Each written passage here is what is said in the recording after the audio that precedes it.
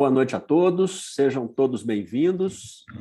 Estamos hoje aí na segunda aula da nossa quarta semana do curso de córnea e doenças externas do Hospital São Geraldo. Hoje teremos o prazer de ter uma apresentação do Dr. Leonardo Torquetti, que foi o meu parceiro aqui na elaboração do programa desse curso. Também é meu parceiro aí na programação científica do Congresso do São Geraldo, já nos últimos anos, e no próximo, que já estão todos convidados, que vamos voltar a fazer presencial em novembro. Estamos preparando um programa que vai ser legal também, todo mundo vai curtir. Da mesma forma que o Fred Bicalho, na terça-feira, né, o Léo é uma referência internacional no ceratocone e no anel. Ele ensina anel para cirurgiões do Brasil e do mundo todo, divulga o anel, né, que nasceu, em parte, também lá dentro do São Geraldo, né? O Fred mencionou isso na aula dele. O professor Paulo fez alguns dos primeiros casos dele lá no Hospital São Geraldo, inclusive na época que eu era o fellow lá do serviço, tive a sorte de acompanhar esse momento, que foi histórico. O Léo também entrou logo a seguir aí e ajudou a impulsionar isso, trabalhando junto com o Paulo, nessa fase toda de desenvolvimento do anel. Então, nós temos um privilégio de ter o Léo falando para a gente da experiência dele com o anel intraestromal, e muito obrigado por ter aceito aí participar e dar aula, viu, Léo? Fica à vontade para compartilhar e começar a sua apresentação. Bom, primeiramente, boa noite a todos, boa noite, Fred, muito obrigado pelas palavras gentis, e realmente essa parceria nossa tem sido muito frutífera nos últimos anos, né? O último Congresso de São Geraldo foi muito bom, e com certeza o próximo desse ano vai ser também muito bom. A gente está trabalhando junto na grade para a gente ter um congresso de alto nível, como tem sido, né? Como o São Geraldo merece e tem que ser, né? Bom, eu vou falar sobre anel intraestromal. Quando a gente vai falar de anel intraestromal, a gente pode falar desde o básico até o mais avançado. Então, como o público é de residência, vou tentar falar assim, o básico, mas um pouco mais do que o básico, porque hoje em dia já existe muito conhecimento do anel e tem muita coisa para a gente falar. Só para a gente, antes da gente começar, o anel, o início, ele foi feito para correção de miopia, né? Ele foi idealizado para correção de miopia em uma época em que não havia cirurgia refrativa para correção de miopia, né? Só que, quer dizer, não existia uma cirurgia que tenha grande previsibilidade de resultado. Só que, com a chegada do excimer laser, em 94, perdeu-se um pouco o sentido do anel para correção de miopia, porque o excimer laser, né, LASIK, PRK, é extremamente previsível, né? A gente consegue ter realmente resultados muito bons. E o anel ficou perdido durante um tempo, em termos de indicação, até que depois de um certo tempo, ele começou a ser implantado, usado em córneas irregulares, pacientes que iam ser submetidos a retransplante de córnea, já submetido a transplante com córnea muito irregular, e viu-se que ele teria a capacidade de melhorar as deformidades corneanas. Então, esse foi a nova indicação do anel, né? Ceratocone, irregularidades corneanas, e é a principal indicação do anel hoje, né? Então, para falar um pouquinho como que o anel funciona, a gente precisa saber da lei de Barraquer. A lei de Barraquer determina que, para a gente corrigir miopia, ou a gente remove o tecido do centro da córnea, como faz o excimer laser, ou a gente adiciona tecido na periferia da córnea, como o anel faz. E para hipermetropia, o contrário. Agora, mais importante que a lei de Barraquer é a lei de Blavatskaya. Blavatskaya é uma oftalmologista russa dos anos 60. Então, quer dizer, o estudo com implante de tecido no estômago da córnea data de mais de 60 anos atrás, né? Há muitos anos já se pensava nisso. E ela determinou que quanto maior o diâmetro do anel, menor é a correção do anel. Quando a gente fala correção, a gente está falando em aplanamento corneano e correção de miopia. E quanto mais espesso o anel, maior é a correção.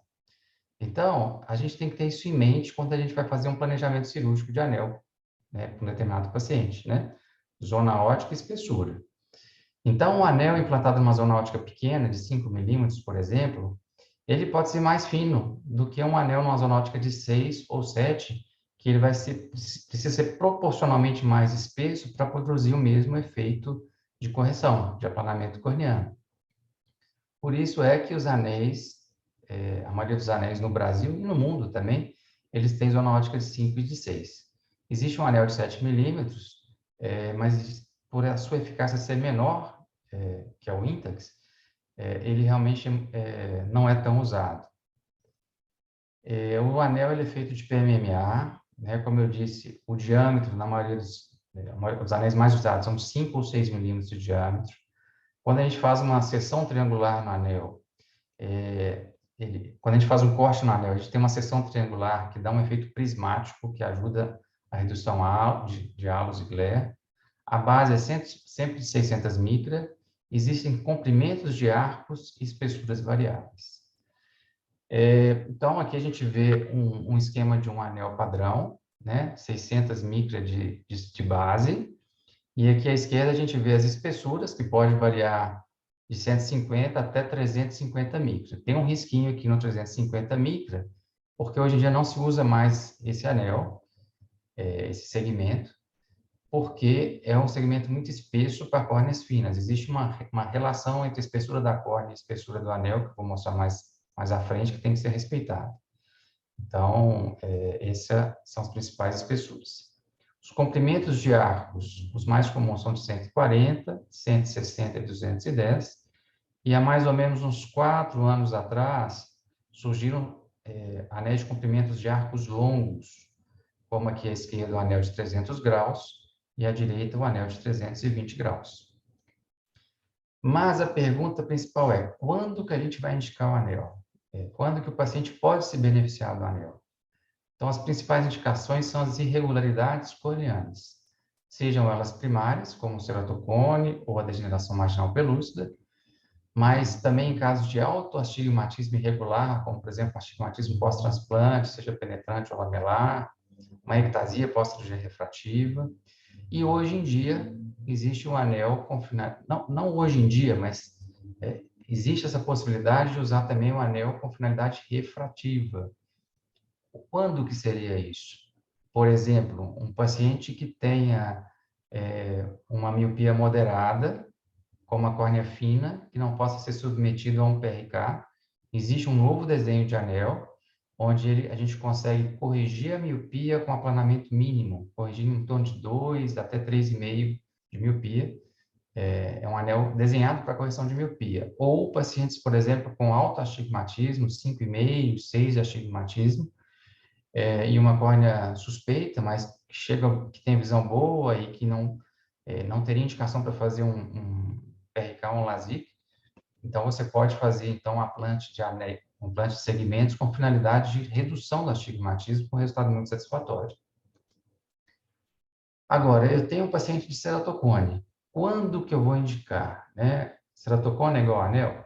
Absolutamente não. Né? O anel ele tem indicações muito precisas. É claro que à medida que se vai evoluindo na técnica, que você vai tendo, passa-se a curva de aprendizado, a gente consegue indicar um pouco mais precocemente, porque a gente sabe do resultado, né? Mas seriam basicamente essas 3 indicações. O paciente que tem uma acuidade visual corrigida com óculos ou lente ruim, né? O paciente tem ceratocone, o óculos não dá visão boa, a lente também não dá visão boa, então essa é a principal indicação. Ou o paciente usa lente, tem visão boa, mas está ficando progressivamente intolerante, ele não está conseguindo mais usar lente. Também é uma boa indicação. E evidência clínica e topográfica de evolução da doença. Eu sei que essa terceira, muitas pessoas podem falar, olha, isso é indicação para crosslinking, não para anel. Concordo. Mas, se o paciente tem evidência de evolução da doença, mas a visão ruim, né, e um ceratocone mais evoluído, você pode até fazer um crosslink no segundo tempo, mas primeiramente você tem que regularizar a córnea. E aí, então, seria uma indicação do anel e, posteriormente, né, o crosslink pode ser feito ou não. E quando a gente não deve indicar o anel? Em casos de cônios muito avançados, com curvaturas de mais de 60 dioptrias, opacidades apicais, porque são pacientes que, por mais que se melhore um pouco, a melhora vai ser pequena, né? É um paciente que, infelizmente, passou o melhor momento de se implantar o anel, seria um caso já para transplante. Hidropsias, córneas muito finas, com espessura menor que 300 micras no trajeto do anel, e pacientes muito atópicos, né? Você implantar um anel em um paciente com alergia severa não controlada é igual a complicação. Esse paciente vai complicar, tem risco de vascularizar o anel, o túnel onde, né, onde se implantou o anel, então você tem que tratar primeiro esse paciente para depois fazer o implante do anel. Existem alguns anéis disponíveis no Brasil e no mundo, né? Os mais comuns são os anéis da Visiontech, da Ferrara e da Medifacus, que são anéis produzidos no Brasil. São todos anéis de 5 ou 6 milímetros. E existem empresas como a Addition Technology, que é uma empresa americana que produz um anel de 6 e 7 milímetros, que é o chamado Intax, e a JL, que é uma empresa espanhola, que também produz um anel próprio. Existem empresas da Índia, da Argentina, mas são empresas menores, né, sem tanta representatividade a nível mundial. Para a gente implantar o anel, a gente precisa definir alguns pontos para saber que tipo de anel é implantado em cada paciente. E aí a gente tem um nomograma, e o nomograma ele vai nos determinar que tipo de anel a gente vai implantar em cada paciente. Nomograma, só nomograma dá uma aula de mais de 1 hora, com certeza. Então, eu acredito que nesse momento, para os residentes, é importante saber em que se baseiam esses nomogramas, e para quem tiver interesse, né, num segundo momento, aí sim, a gente pode adentrar mais profundamente nesse tema, que é muito interessante e que é um pouco passivo de discussão, porque cada anel, cada casa comercial, cada empresa que produz anel tem um nomograma baseado em parâmetros diferentes. Então, a gente pode ter, por exemplo, um nomograma baseado na refração. Quanto mais míope for o paciente, mais tecido a gente vai implantar dentro da córnea. O nomograma baseado no astigmatismo topográfico, mais ou menos da mesma forma. O nomograma baseado no coma, na berrometria. E o nomograma baseado na esfericidade. A esfericidade é um conceito que mostra, a partir de um número, de um valor, o quanto a córnea é deformada. Então, como eu disse, não vou detalhar esses nomogramas, mas é importante a gente saber que existem diferentes nomogramas. Quando a gente vai implantar, isso aqui é básico para todo nomograma, o anel ele deve ser sempre implantado a 75% a 80% de profundidade do estroma da córnea. Por quê? A gente vê nessas imagens de microscopia eletrônica, à esquerda, as fibras de colágeno do estroma superficial, elas são mais compactadas entre elas. Enquanto as fibras do estroma profundo, elas são mais frouxamente aderidas entre elas. Então, se a gente for pensar do ponto de vista técnico, de uma cirurgia com técnica manual, a dissecção profunda é muito fácil. A dissecção superficial é difícil, por causa dessa disposição das fibras de colágeno. E, além disso, quando a gente está no estroma profundo, a gente tem mais estroma sobre o anel, e isso forma, então, uma proteção a longo prazo para evitar a extrusão do anel, quer dizer, expulsão do anel, né? E essa regra da paquimetria, falando de extrusão, ela é fundamental. Ela determina que a espessura do anel, ela tem que ser, no máximo, metade da espessura da córnea no seu trajeto. Ou seja, se eu tenho uma córnea de 480 micra de espessura no trajeto do anel, ponto mais fino, o anel mais espesso que eu posso implantar é de 200 micra. Porque se eu implantar, por exemplo, um de 250 micra, o dobro de 250 seria 500 micra. Ou seja, essa relação anel-espessura da córnea ela não seria respeitada. E aí corre o risco da gente ter essa imagem aqui no canto inferior direito da tela, onde a gente vê um anel quase sem estroma sobre ele, né? Então, existe um alto risco de extrusão nesses casos, além de uma dificuldade de adaptação de uma lente de contato corneana, Escleral até digo que não, porque não há toque na córnea, mas corneana sim. Hoje em dia a gente vê isso cada vez menos, né? O laser de femtosegundo, ele praticamente acabou com esse tipo de complicação que tinha na técnica manual. Aliás, a técnica manual ainda é muito feita, não só no Brasil, mas em vários países do mundo. Então, tomar muito cuidado na seleção do anel em relação a essa regra da paquimetria.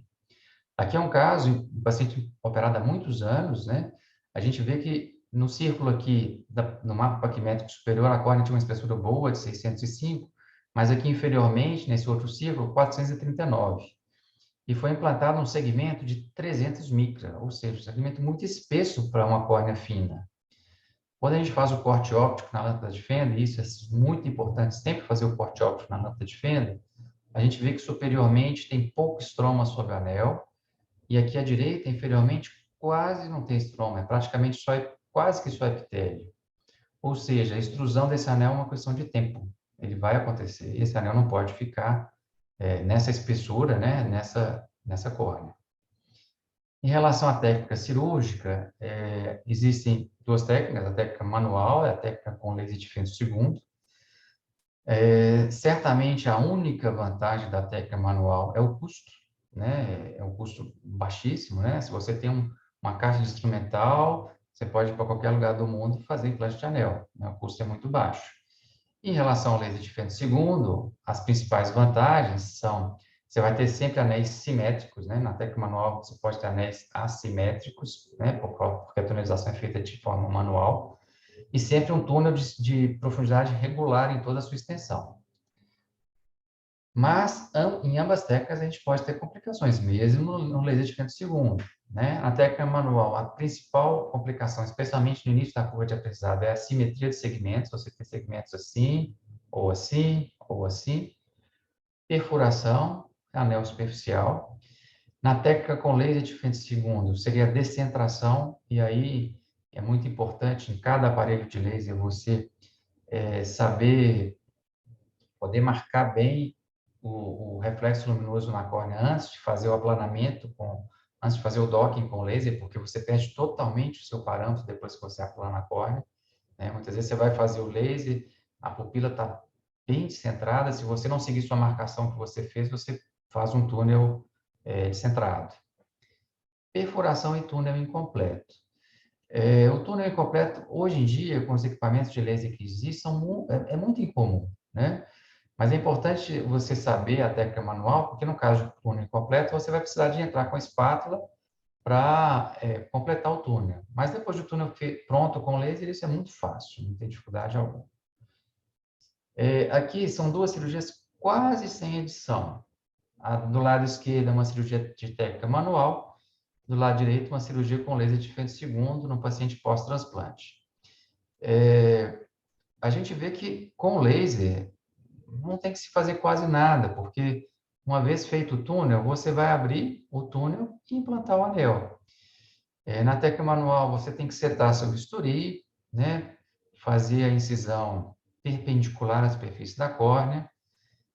Depois você vai fazer um bolso e fazer o túnel com a espátula para, então, implantar os anéis. Então, a gente está vendo aqui, enquanto está fazendo a incisão com a técnica manual, fazendo o bolso, o primeiro segmento com leite de femtosegundo já está sendo implantado. E uma grande vantagem do leite de femtosegundo são os segmentos sempre com sempre boa simetria, né? Você vê que eles ficam bem simétricos.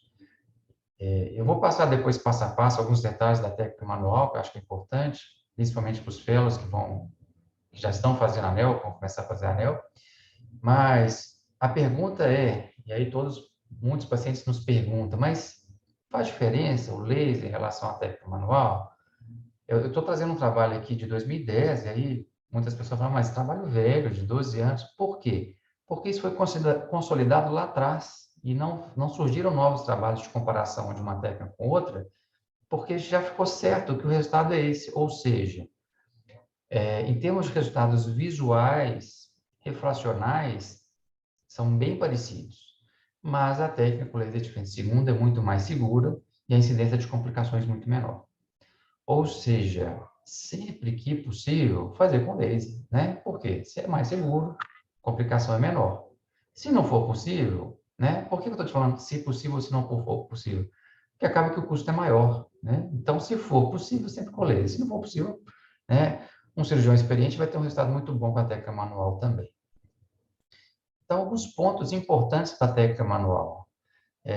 A incisão sempre feita perpendicular à córnea, né? Principalmente se você tiver setado o seu bisturi de forma inadequada e você não fizer perpendicular à córnea, você tem risco de perfurar com o bisturi. É raro isso, né? Se estiver bem setado, isso não vai acontecer.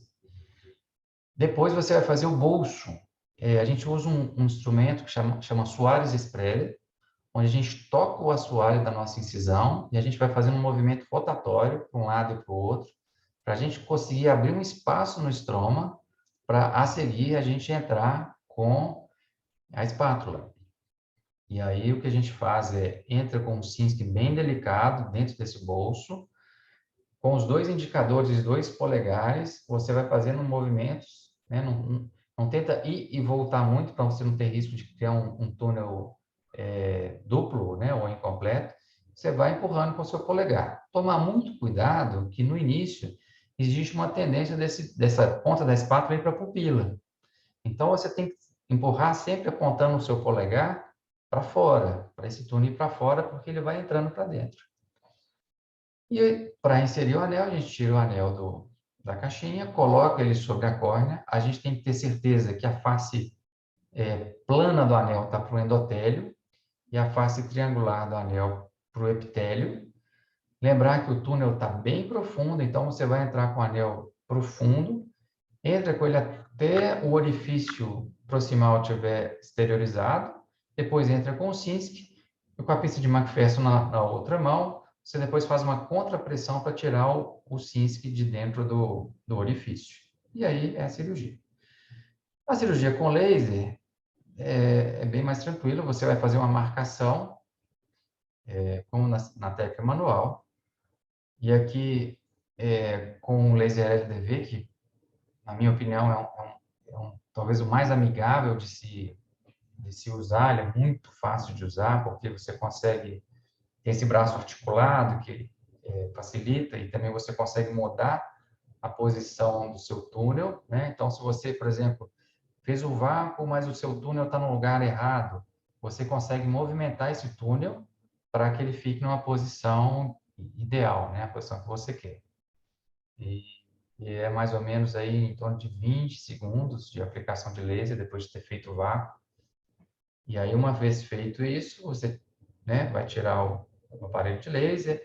As bolinhas de ar, elas vão ser nosso guia para mostrar onde que o anel vai ficar. E depois implantar o anel como na técnica manual, sem nenhuma dificuldade. Dependendo do seu diâmetro interno e externo do laser, você pode deixar ele mais apertado ou mais frouxo. Teoricamente, com um túnel mais apertado, você teria um efeito melhor, um efeito mais rápido do anel. Em contrapartida, você teria uma certa dificuldade, uma certa resistência para implantar o anel, né? Mas então, a gente vê que com laser é muito mais tranquilo. Mas ambas as técnicas podem dar resultados muito bons, né, após a curva de aprendizado inicial, que para o laser é muito curta, né? Com poucos casos, você já consegue ter uma proficiência boa, ter uma eficiência boa no procedimento. E na técnica manual, um número um pouquinho maior de casos, mas muito tranquilo também.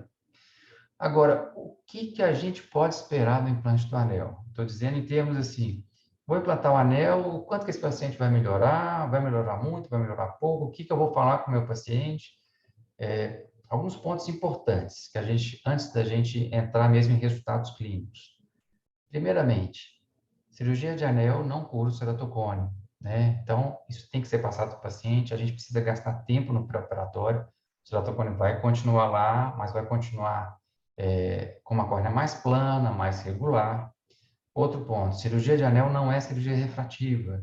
Fundamental falar para o paciente, o seu grau vai mudar, possivelmente o astigmatismo vai abaixar, a miopia pode abaixar, mas pode aumentar em alguns casos, dependendo do tipo de anel que foi implantado. E a gente depois vai precisar de uma correção adicional, seja óculos, seja lente de contato. O que acontece frequentemente, após o implante do anel, a gente consegue uma adaptação de lente de contato muito mais confortável. E frequentemente lentes de contato gelatinosas, próprias para ceratocone, que antes a gente não conseguia.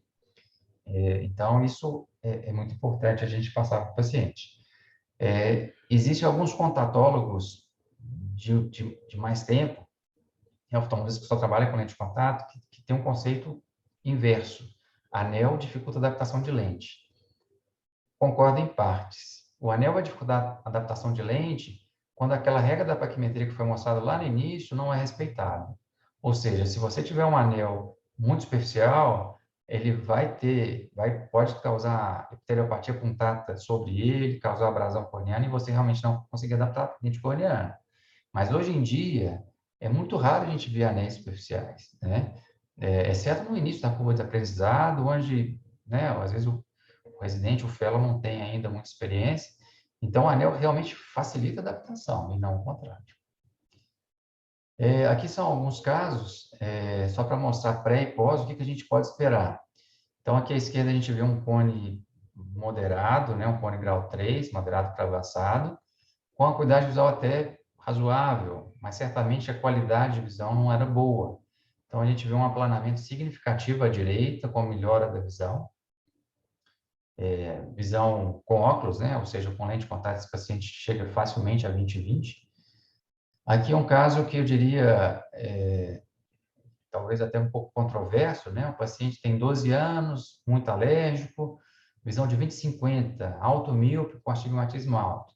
Sei que muitas pessoas, depois de tratar a alergia, fariam o crosslink pela idade do paciente. Mas a gente consegue um resultado espetacular com a anel, né? Esse paciente, o astigmatismo dele foi completamente eliminado, apesar da miopia ter se mantido, ele foi para 20/30, né? E esse paciente pode adaptar uma lente de contato gelatinosa comum, né? Agora, se precisa ou não de crosslink, a gente pode acompanhar esse paciente e ver no segundo tempo.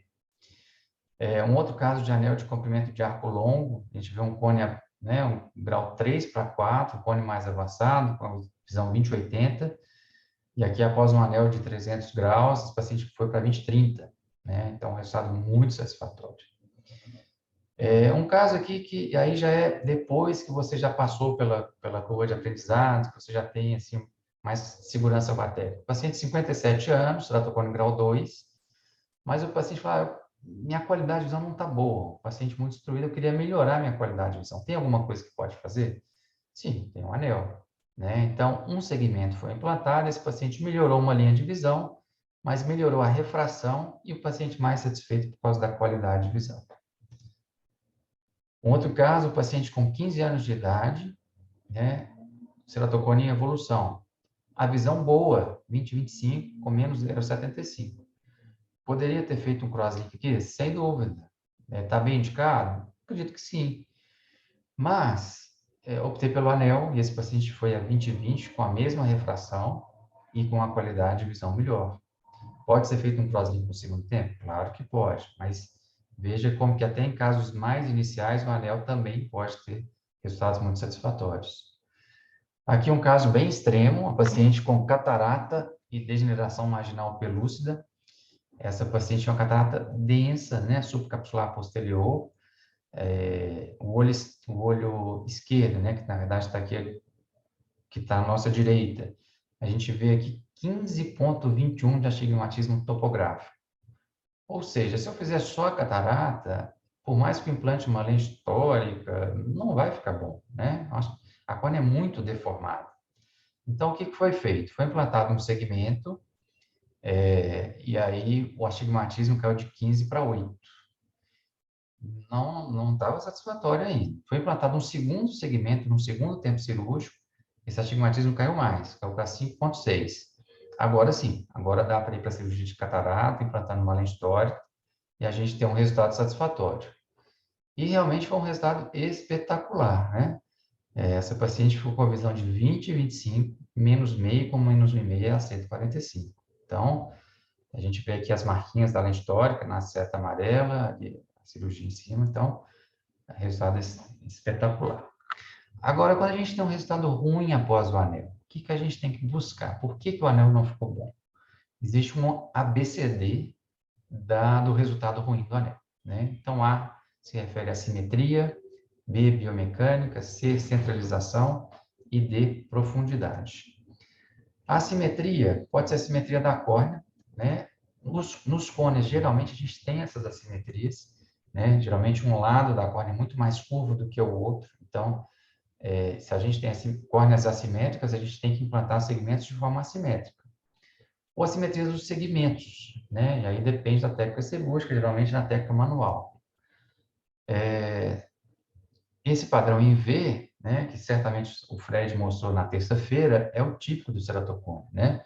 Se a gente pegar um meridiano mais curvo e traçar uma linha, eles normalmente têm esse padrão em V no ceratocone, ou seja, existe uma simetria grande da córnea. Geralmente as córneas temporais são muito mais curvas que na região nasal, de um modo geral. Sendo assim, a gente vai colocar sempre o segmento mais espesso na área de maior curvatura e a área de menor curvatura, que a córnea é mais plana, ou não implantar nenhum segmento, ou implantar um segmento menos espesso, para a gente fazer com que essa córnea que está muito assimétrica fique mais simétrica, né? Que o cone, a deformidade, ela se espalhe de forma mais ou menos uniforme na córnea. Então, aqui, por exemplo, um paciente com um cone muito assimétrico que foi implantado num anel de 320, um anel de arco longo. Ou seja, aplanou na região temporal, que deveria aplanar, mas aplanou na região nasal, que já era muito plana. Então, a gente vê nessa seta amarela uma área de grande aplanamento, e isso causa aberrações, né? Baixa divisão. Esse paciente melhorou de 20/60 para 20/40, melhorou um pouco, mas poderia melhorar muito mais se tivesse sido implantado outro tipo de segmento. Um outro caso muito parecido, né? Também a gente vê um cone muito assimétrico e a gente vê uma área de aplanamento grande na região nasal. Apesar de ter melhorado a visão de 20/200 para 20/40, com certeza foi um resultado subótimo, né? Poderia ter sido melhor se a gente tivesse respeitado a simetria da córnea. A assimetria de segmentos vai acontecer na técnica manual. Então, aqui você tem um túnel com um diâmetro de um lado, um túnel com outro diâmetro do outro lado. E aí vai causar essa assimetria. Então, pode até ter resultado satisfatório com essa assimetria, mas não é o ideal, né? Então, nesses casos, se o resultado está ruim, frequentemente fica ruim, né? Não é o ideal, é remover o anel e refazer um segundo tempo.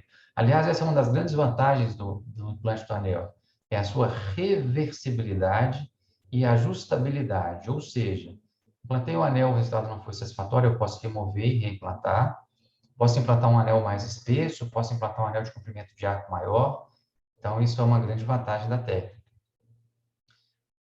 O B do ABCD é a biomecânica, então a rigidez da córnea. Existem córneas muito duras e existem córneas muito macias. Então a gente ainda não entende por que às vezes a gente planta o mesmo segmento de anel em duas córneas muito parecidas, uma o aplanamento é grande, o outro aplanamento é pequeno.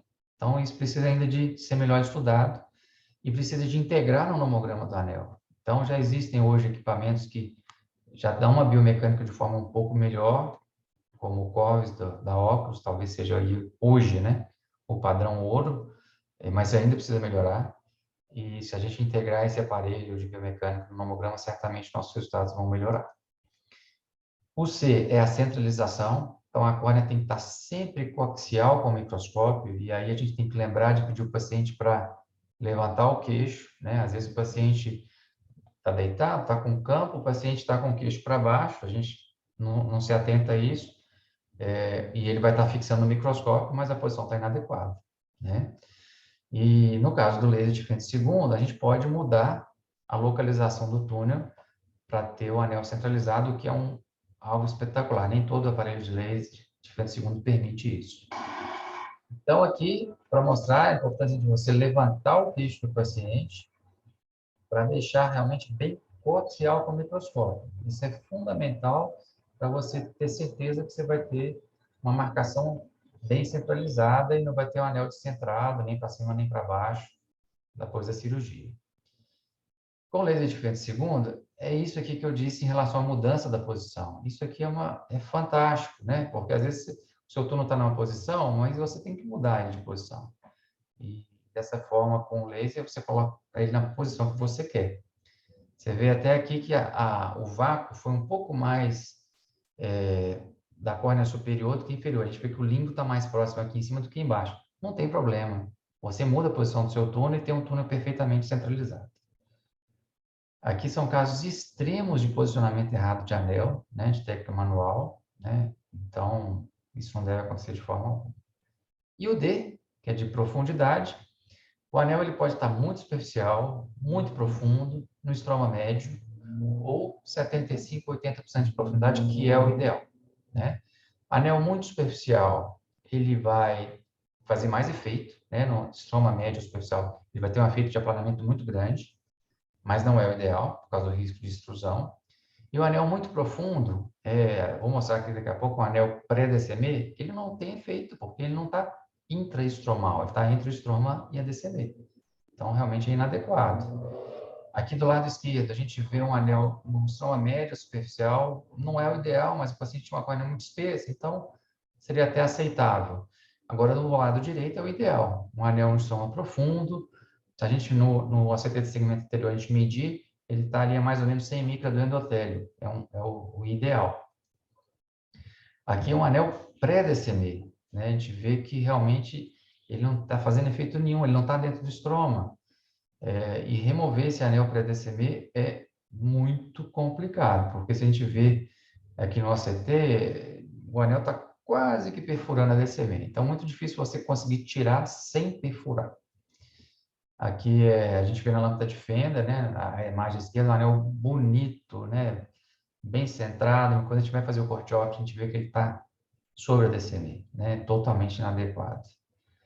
E existe publicação já de vários anos mostrando que o anel é extremamente seguro para o endotélio, a menos que ele esteja pré-DCM, né? Que aí você pode ter sofrimento endotelial, como mostrado aqui nessa microscopia do lado esquerdo, que a gente vê redução da densidade celular, aumento do tamanho celular médio, algumas gutas. Então, realmente, o anel não pode ficar nessa profundidade. Aqui é o extremo oposto, né? O anel muito superficial. A gente vê esse sofrimento do epitélio da córnea. Quando a gente corre, a gente vê ali uma epiteliopatia punctata, realmente também inadequado. O anel não pode ficar nem superficial, nem profundo. Então, falei muito de bons resultados de técnica cirúrgica, mas não podemos deixar de falar das complicações, principalmente porque elas são mais vistas no serviço de residência, por causa de curva de aprendizado. Então, é importante a gente saber que elas existem e como conduzir as complicações, né? Esse foi um estudo com grande casuística, publicado já há vários anos. Também um estudo antigo, porque hoje em dia já não se tem tanto estudo de complicações, porque já está estabelecido, e observou-se que a taxa de complicações foi de 6,5%, né? A principal complicação intraoperatória é que todos os casos com laser de fenda segunda. A principal complicação intraoperatória é túnel incompleto e pós-operatória migração do anel. Esse é um trabalho do nosso grupo, onde a gente avaliou mais de 1.000 olhos e a taxa de recuperação foi de 3,45%. Quando a gente fala recuperação, a gente considera complicação, né? Porque ninguém vai recuperar se não tiver motivo muito forte para isso. Então, quando a gente vai reoperar, a gente pode trocar o anel, se a gente teve uma hipercorreção ou uma hipocorreção. A gente pode remover o anel, se a gente tem um anel superficial ou se a gente teve uma hipercorreção. Adicionar um segundo segmento, se a gente teve uma hipocorreção. E reposicionar se o anel migrou ou se foi, né, se foi colocado na posição errada. Então, as complicações podem estar relacionadas a fatores pré-operatórios, fatores intraoperatórios e pós-operatórios. Pré-operatórios, uma seleção errada do paciente, ou seja, pacientes com casos muito avançados, paciente que era para transplante e que está fazendo anel, um paciente atópico não tratado e seleção errada dos anéis. Aqui a gente vê um paciente com cone super avançado, cone de 72 no ápice, córnea super fina, e houve uma perfuração no intraoperatório, não detectada, e por essa perfuração, o aquoso inundou o estroma e causou esse edema difuso. Aqui não tem o que fazer, infelizmente, remover esse segmento e esse paciente foi para transplante. Mas já era um caso para transplante, né? Importante lembrar isso, desde o início. Um paciente com ceratoconjuntivite primaveril não tratada, né? O que a gente observa? Esses casos têm um maior risco de você ter uma neovascularização do túnel, e aí o que se tem que fazer é tratar agressivamente a alergia, corticoide tópico, antialérgico oral, tacrolimus, e nesses casos de neovascularização, o Avastin subconjuntival mostra resultados muito satisfatórios, né? Existe uma outra técnica, mas que é a quimioembolização com mitomicina, que pode também dar resultado satisfatório, mas se a gente não trata a doença de base, realmente o resultado não é satisfatório. Aqui a seleção errada de segmentos, como eu disse lá no início, existe uma regra que o segmento mais espesso, a gente vai colocar 2 segmentos, o mais espesso é na área de maior ectasia e o menos espesso na área de menor ectasia. Se a gente, por exemplo, traçar uma linha mais curva aqui no meridiano mais curvo, que é de 60, a área de mais ectasia está temporal e a de menos ectasia está nasal. E foi implantado nos segmentos mais espesso na área nasal e menos espesso na área temporal. O que aconteceu? Houve um aplanamento absurdo na região nasal. E aí causou aberração, piora da visão, e aí, ao ser removido esse segmento, a córnea toma um aspecto muito melhor, né? Então, como eu disse, uma grande vantagem é a sua reversibilidade, né? Em relação a fatores intraoperatórios, a gente pode ter uma centragem errada, marcação errada do eixo, perfuração, um túnel raso, incompleto, anéis assimétricos, abrasão corneana e o anel implantado na localização errada. Aqui é um túnel incompleto com laser de frente segundo, ele deveria fazer 360 graus, mas ele parou ali antes. O que a gente pode fazer é continuar o túnel com a espátula manual. Isso hoje em dia não é muito comum. Os equipamentos de laser atuais eles são muito eficazes para fazer um túnel completo. Quando que a gente pode ter isso? Principalmente se a gente tiver alguma opacidade corneana localizada, que o laser de frente segundo não vai conseguir cortar totalmente, né? Aqui é um caso de perda de vácuo durante a confecção do túnel com laser de frente segundo. Então, ele fez os túneis de forma totalmente inadequada, porque perdeu-se o vácuo durante a confecção do túnel. Aqui é um vídeo muito, muito antigo, mas é só para mostrar um caso curioso de uma perfuração com o spreader. Peço desculpa pela qualidade, mas você vê que não é comum perfurar com spreader, mas estava tão profunda a incisão que um pouquinho que encostasse ia perfurar. Aqui um caso de anel na câmara anterior, é muito incomum, mas pode acontecer. Esse paciente foi implantado com laser de frente segundo, o cirurgião terminou a cirurgia, achou que estava tudo bem, excelente. No dia seguinte foi ver, o anel estava na câmara anterior. E aí o que tem que fazer é uma paracetese, o bispo elástico para proteger o endotélio, proteger o cristalino, e com o próprio CINS que você tira esse segmento na câmara anterior. Aqui eu já tinha mostrado os casos de assimetria de segmentos, casos extremos de assimetria, casos extremos de assimetria, né? Quer dizer, é impressionante como que o cirurgião vê isso acontecer e deixa o anel lá. Né? Isso não pode, o anel não pode ficar nessa posição. Casos de anel muito profundo, como eu já mostrei.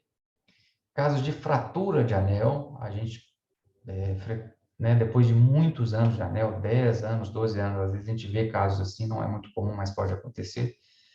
Na maioria dos casos não causa nenhum problema, a gente pode só acompanhar esses pacientes. E as complicações pós-operatórias seriam a extrusão, infecção, migração e os depósitos brancos. Extrusão hoje é muito incomum. Com a técnica de laser de frente segundo, acho que eu nunca vi. Realmente não existe. Com a técnica manual é menos incomum, mas hoje em dia também não é comum. Então, os 3 fatores de risco são o segmento próximo à incisão. Então, a gente tem que ter pelo menos 10 graus da incisão. Quanto maior a distância da ponta do anel da incisão, mais seguro. Um túnel raso e um anel espesso. Então, se você tem uma boa relação espessura do anel e espessura da córnea, o anel longe da incisão e um anel que não é mais espesso do que a espessura da córnea permite, esse anel não vai destruir praticamente nunca. né? É extremamente seguro a longo prazo. Aqui outros casos de extrusão, de um modo geral, na ponta do anel, muito raro você ter uma extrusão no corpo do anel, pode acontecer, mas é raro. E aqui, às vezes, a gente vê casos de colegas que estão começando, o anel está assim, tira uma foto e manda, você acha que a gente pode lubrificar? Não, não tem jeito, o anel começou a extruir, remoção imediata. Por que imediata? Porque há um melt ao redor do local de extrusão e quanto mais tempo se passar para remover esse anel, mais tecido da córnea vai ser perdido e menor a sua chance de conseguir um reimplante de anel no segundo tempo. Então, extrusão realmente é uma urgência, você tem que tirar imediatamente. Em muitos casos, você consegue tirar até na lâmpada de fenda, né? Porque você tem tanta perda de tecido que o anel está relativamente solto. Infecção não é comum, né? Mas é importante a gente lembrar que a gente está trabalhando com uma órtese, né? E aí para os residentes é importante a gente diferenciar prótese de órtese. Prótese, a gente está substituindo um determinado órgão. Então, por exemplo, uma lente intraocular é uma prótese. Uma prótese de joelho é uma prótese. Você está substituindo o joelho por uma prótese. O anel não, você não está substituindo nada. Você está simplesmente adicionando um tecido. Então, por isso que o anel é uma órtese e não uma prótese.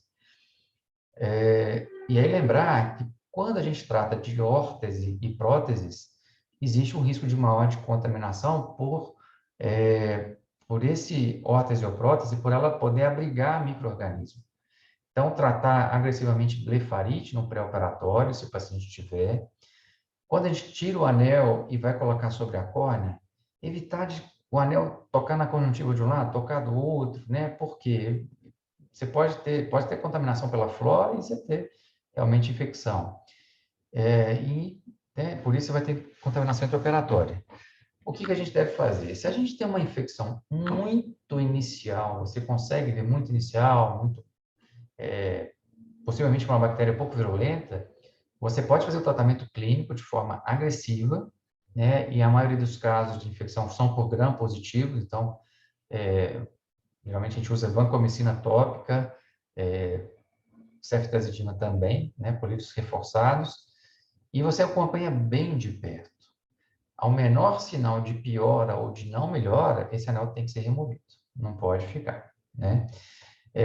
Agora, em casos como esse aqui do lado direito, não tem o que fazer, é remoção imediata.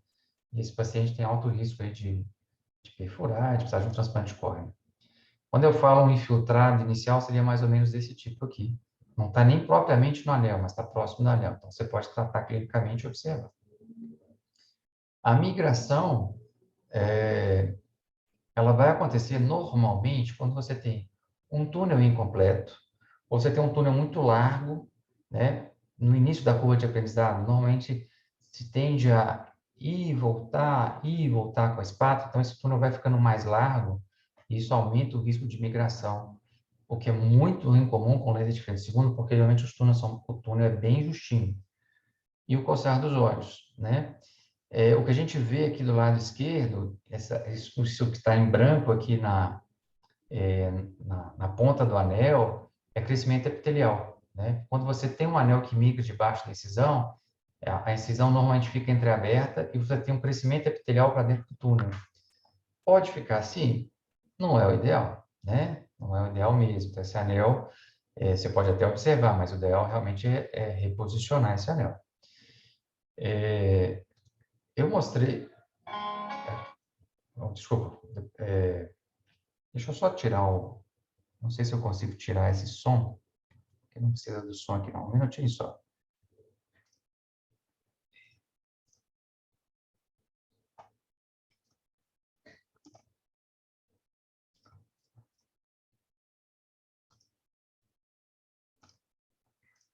Não.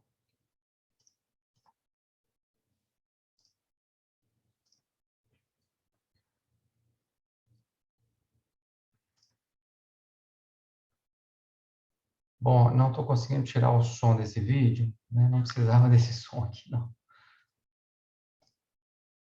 Tudo bem, vamos passar para o próximo. Uma outra complicação, que na verdade não é uma complicação, mas para quem nunca viu pode assustar, são esses pontos brancos na superfície interna do anel. Isso não é muito comum da gente ver hoje em dia, porque os túneis, principalmente com laser, eles são mais estreitos, e isso acontece por espaço morto, né? Então, quando você tem um túnel, um trauma maior na confecção do túnel, você pode ter esses depósitos cristalinos na superfície interna do anel, que são totalmente inócuos, e não é infeccioso, não tem que fazer nada, somente observar. Aqui no aumento maior, isso é muito comum anos depois de cirurgia, e são totalmente inócuos. Quis mostrar bastante essas complicações, né, por ser uma alta residente, a gente não vê a maioria delas hoje em dia, mas quem vai começar na técnica manual seguramente vai ver essas complicações. Então, acredito que é realmente muito importante vocês terem ciência dessas complicações e saber como manejar. Uma pergunta, a gente precisa de fazer crosslink associado com anel? A gente vê muita gente fazendo isso. Ainda não existe na literatura um consenso a respeito disso. Esse trabalho foi publicado há alguns anos atrás, e a gente acompanhou os pacientes implantados com anel por 10 anos. É claro que existem alguns viés, a gente tem que falar, né, ser muito realista, porque não eram pacientes com evolução documentada, eram pacientes de diferentes faixas etárias, mas a gente observou que, na maioria dos pacientes, há uma estabilização do cone após o implante do anel.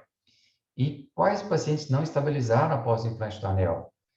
Dois tipos de pacientes. Pacientes muito jovens, ou seja, crianças ou adolescentes, pré-adolescentes, que normalmente o ceratocone é muito agressivo. Então, nesse caso, você faz o anel, mas frequentemente existe uma boa chance de evoluir mesmo com o anel.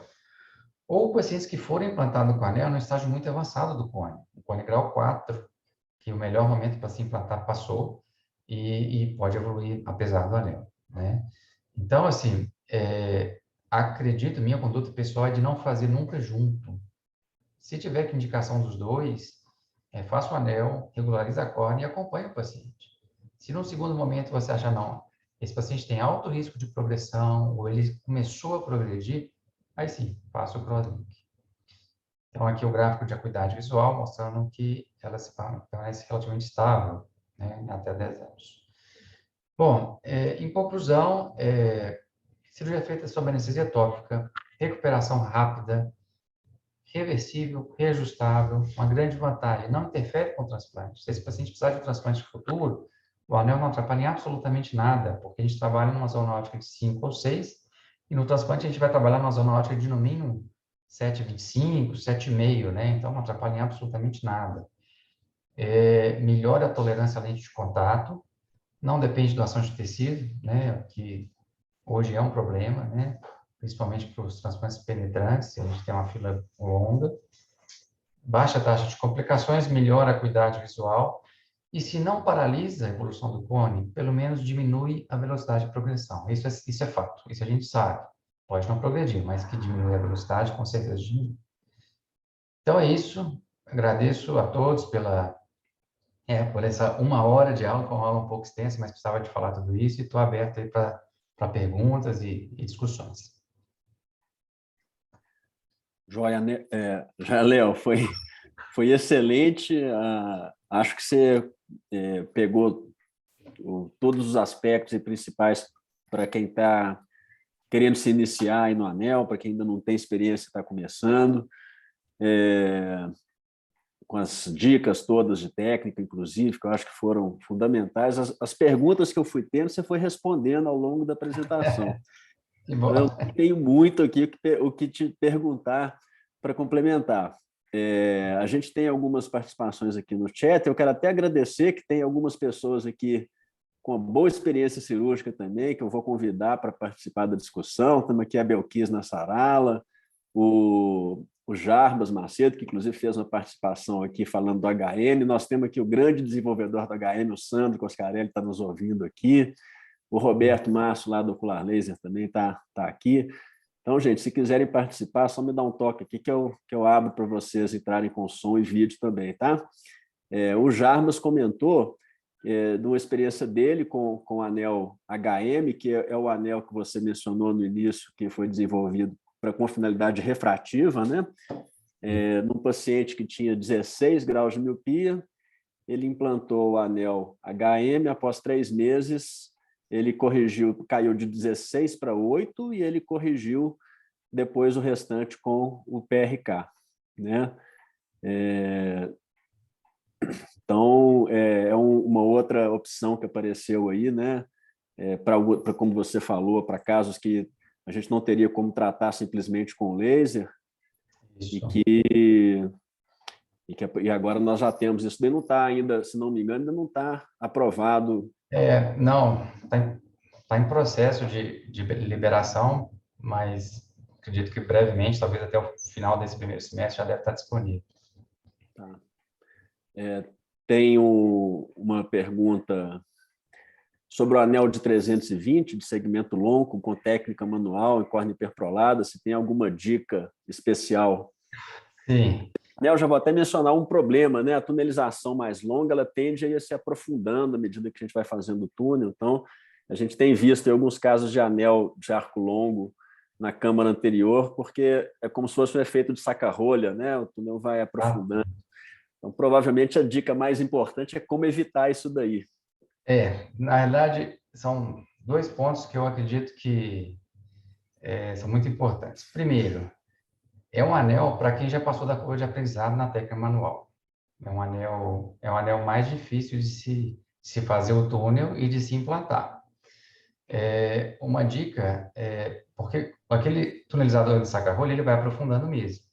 Então, o ideal é você fazer uma tunelização com um tunelizador de 210, 240 graus até o final, porque na técnica manual, a gente está só separando lamelas, a gente não está cortando como laser. E você entra depois com o tunelizador, esse tipo um saca-rolhas, só para fazer o final, porque aí você já tem um túnel pronto, você não vai aprofundar em toda a extensão, isso ajuda muito, esse é o primeiro ponto. Segundo ponto, às vezes um colega me fala, olha, eu não quero implantar 320 com técnica manual, eu já tive complicações, o que eu posso fazer? É um cone, uma córnea hipertrolada e tal. Se você fizer 2 túneis muito simétricos, colocar 2 anéis de 160 e tocar os 2 inferiormente, ele vai agir muito parecido com 320. Não vai ser igual, claro, mas de forma bem parecida. Então, para quem não quer, tem gente que tem trauma de manual com 320. Pode fazer dessa forma. Se não for possível fazer com laser, é uma boa alternativa também. Joia. A Helena Holanda está mandando um abraço aqui, viu, Léo? Falando que o Ícaro está mandando um abraço também. Abração, Helena e Ícaro. Saudade de vocês. Nós trabalhamos juntos aqui na clínica durante algum tempo, eles estão agora em Portugal. O Roberto está perguntando da sua opinião sobre 2 anéis de tunelização pelúcia. Até mostrou um caso aqui, essa foi uma dúvida que eu tive. Aí você fez um outro anel de 6, ou como é que foi aquele caso que você apresentou e como que você tem feito nessas situações? Na verdade, é um anel de 5, depois um anel de 6. Não tenho feito isso de rotina, não. Agora, um caso extremo como aquele, que tinha 15, né,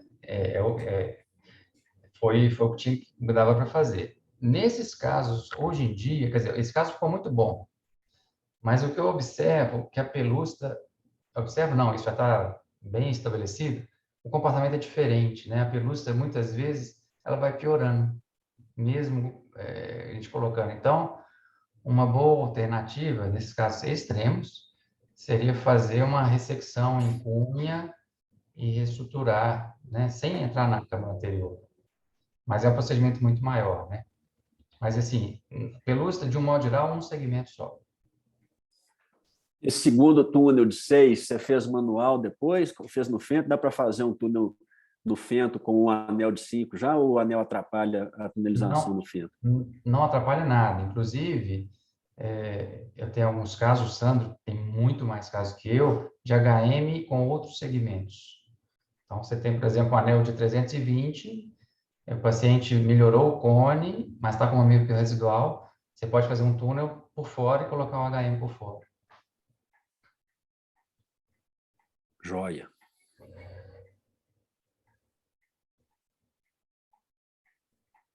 ver se tem mais alguma pergunta aqui. Não. Acho que eu já peguei todas aqui.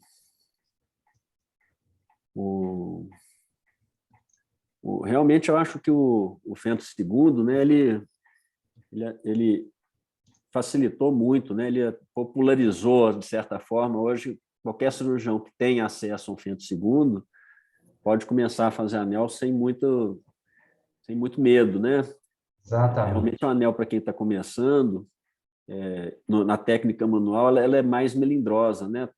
Tem vários detalhes na técnica que podem aumentar o risco de alguma complicação, né? Desde a incisão até o próprio implante do anel. Então, o Fento II, ele realmente tirou todos os pontos difíceis que poderiam ter na cirurgia de anel, em cirurgiões que têm pouco volume, né? Agora, infelizmente, a questão do custo, do acesso, limitam bastante, né?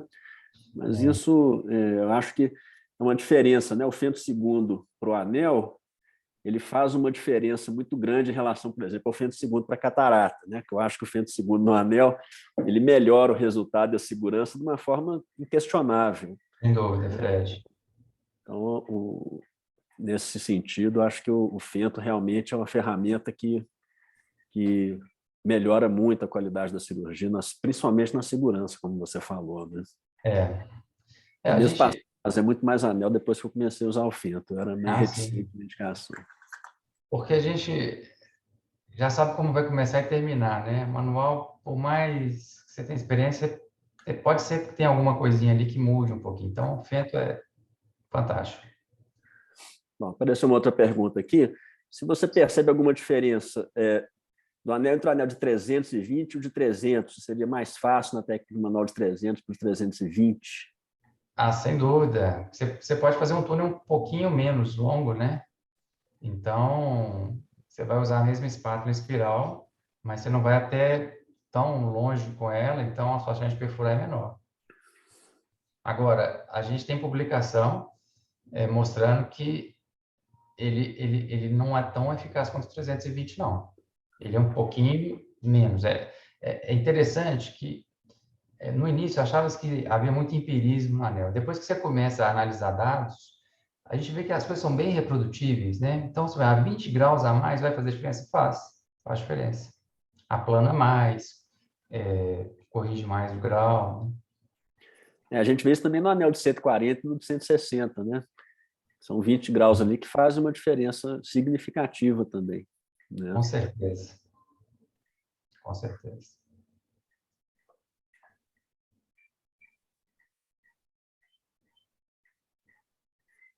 Uma pergunta interessante aqui do Roberto Santos também. Os anéis assimétricos, né, que a Medfax agora lançou já há algum tempo, os anéis que são mais espessos em uma ponta, ou quando no caso do anel longo, pode ser espesso nas beiradas ou no meio, se eles são avanço ou não. Veja bem, do ponto de vista teórico, sim, né? Porque você vai aplanar a área que está mais curva e a área que está menos, que está mais plana, você não vai aplanar tanto. Mas tem dois pontos aí que a gente precisa ressaltar. Primeiro, ele há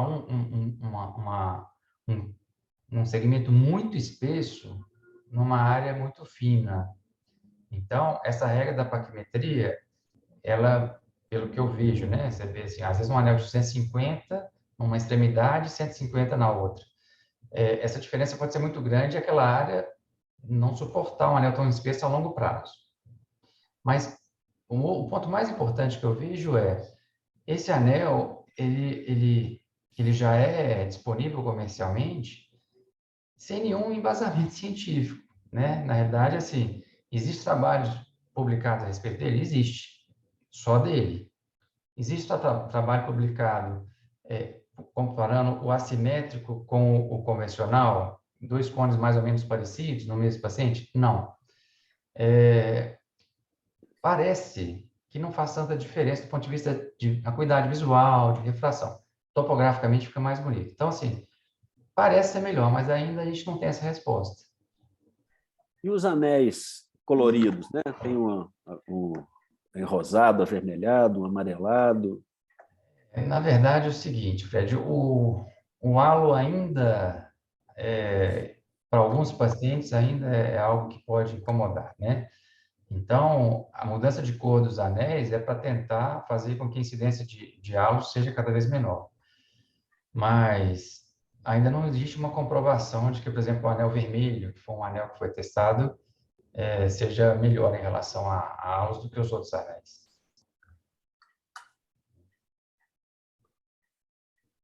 Ótimo.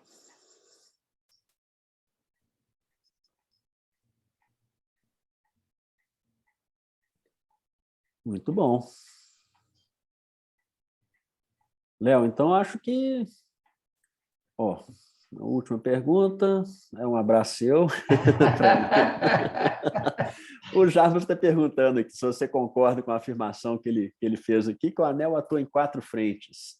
É visual, refrativo, topográfico, além de paralisar a progressão do ceratocone. Eu concordo plenamente. Só o último, que, como eu falei, nem sempre vai paralisar, né? É. Mas que ele melhora a visão, melhora a refração, melhora a topografia, sem dúvida. Agora, eu mudaria ele, paralisar, talvez diminui a velocidade de progressão, eventualmente paralise. Acho que fica mais... Nós até discutimos isso na terça-feira aqui com o Fred, que se seria um efeito do próprio anel ou se seria a própria conscientização do paciente por ter feito Sim. uma cirurgia e ele coçar menos o olho, ou ter, né, uma restrição para coçar, porque sabe que tem um dispositivo implantado ali na córnea. Ô, Fred, eu acho que isso vai ser uma coisa que, do ponto de vista clínico, nunca vai ser comprovado, por isso que você É muito falou. difícil, porque Muito teria que difícil. ter um grupo de paciente coçando o olho com anel, um sem coçar, se não coça o olho para ver se vai progredir. É o tipo de coisa, né? Essa dificuldade de fazer trabalho com progressão de ceratocone esbarra muito nisso daí, né? São Com várias certeza. coisas diferentes que podem interferir, né? Tem essa polêmica do crosslinking, do crosslinking com a riboflavina oral, do próprio crosslinking tradicional, né? Tem gente que fala que não faz muito efeito, que não tem, ainda tem uma certa controvérsia nisso daí, justamente por causa da dificuldade em se isolar o que poderia realmente estar causando, produzindo aquele efeito que foi observado, né?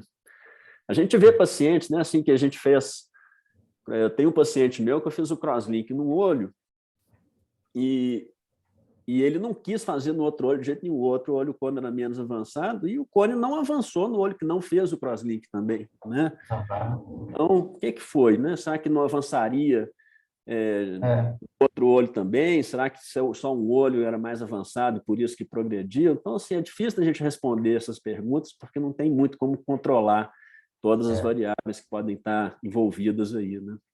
com certeza, não é fácil. São muitas variáveis. É. Tem até uma observação que também que alguns pacientes plantados não referem espontaneamente que o prurido reduz, né? Com certeza, com Falou isso também na certeza. terça-feira, né? Que o olho É, coçado depois que implantou o anel. mas eu acho, né, isso é impressão pessoal, não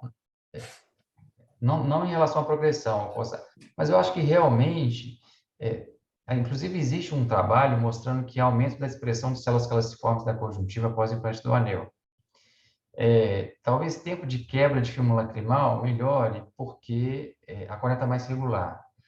Então, isso tudo, acredito eu, que pode ter alguma influência na redução do prurido, não só do paciente não querer pôr a mão no olho por causa do anel, mas por realmente não sentir a vontade de coçar, né? A gente observa na prática que reduz o prurido, sim. É, é muito legal isso. É, Muito bem, Léo. Então, quero te agradecer de novo, né? Foi excelente o nosso papo aqui e a apresentação também, nem se fala.